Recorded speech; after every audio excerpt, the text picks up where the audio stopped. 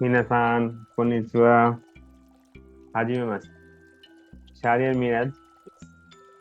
サイバーブリは世界中でとてもよく見られます。ネットを安全に使う方法を知ることが大切です。今日は私が前に取り組んだプロジェクトをお見せします。2014年に私たちはバングラデシュのティレットにある学校に行きました。私たちは若い女性たちにネットの安全な使い方を教えました。私たちはニルボヤというマスクットを紹介しました。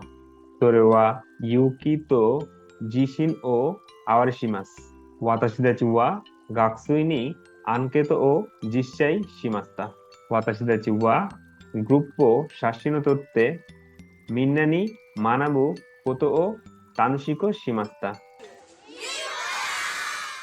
その後、ニルボヤはいろいろな学校のイベントで展示されました。プロジェクトを実施してくれ方 BIID に感謝します。